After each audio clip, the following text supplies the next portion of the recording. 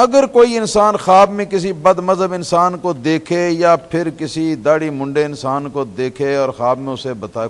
اسے کوئی بتائے کہ یہ سرکار ہیں صلی اللہ تعالی علیہ وسلم،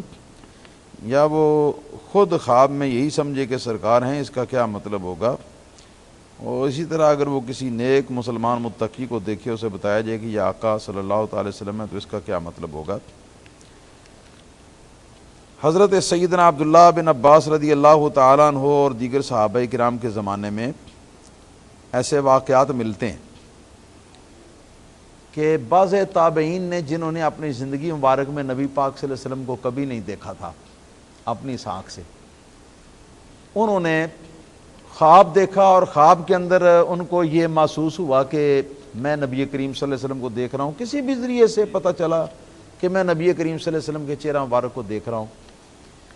تو جب خواب سے بیدار ہوتے تو صحابہ کرام کے پاس حاضر ہوتے۔ مثلاً ایک واقعہ حضرت عبداللہ بن عباس رضی اللہ تعالیٰ عنہما کے پاس آتا ہے۔ حضرت عبداللہ بن عباس رضی اللہ تعالیٰ عنہما جو ہیں وہ سن کر تو اس سے سوال کرنا شروع کر دیتے ہیں، اس سے پوچھتے ہیں کہ جس کو تم نے دیکھا ہے، جس چہرے کو تم نے دیکھا ہے، اس چہرے کا ماتھا کس طرح کا ہے، اس چہرے کی ناک کس طرح ہے، اس چہرے کی یہ ابرویں یہ کس طرح کی ہیں، اس چہرے کے یعنی ناک کے درمیان یعنی ابھار ہے یا نہیں ہے، یہاں اس ناک اور ہڈی کا ماتھے کی ہڈی کے جوڑ جو ہے اس میں کچھ ہے یا نہیں ہے، اور بال کیسے ہیں، اور فلاں کیسے ہے، اور فلاں کیسے ہے۔ نبی کریم صلی اللہ علیہ وسلم کا حلیہ مبارک جو ہے نا، اس کی باتیں ایک ایک کر کے اس سے پوچھتے ہیں، اور پوچھنے کے بعد جب وہ ہر بات کے بارے میں وہی جواب دیتا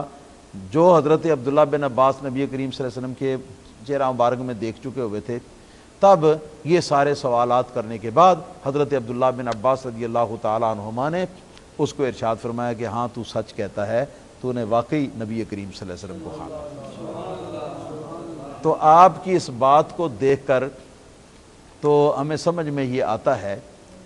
کہ اگر رسول اللہ صلی اللہ علیہ وسلم کسی اور شکل کے اندر آپ آیا کرتے ہوتے یا حضور کی زیارت ہوا کرتی ہوتی، تو تب حضرت عبداللہ بن عباس رضی اللہ تعالیٰ عنہ کو یہ سوال کرنے کی کیا ضرورت تھی کہ چہرہ کیسا تھا، آنکھ کیسی تھی، ناک کیسی تھی، ہاں جی، بال کیسے تھے، داڑھی مبارک کیسی تھی۔ یہ سوال کرنے کی ضرورت ہی پیش نہ آتی۔ یہ سوال کرنا یہ دلیل ہے اس بات کی کہ نبی کریم صلی اللہ تعالی علیہ وسلم آپ اپنے اصلی چہرے مبارک کے ساتھ آپ نظر آیا کرتے ہیں،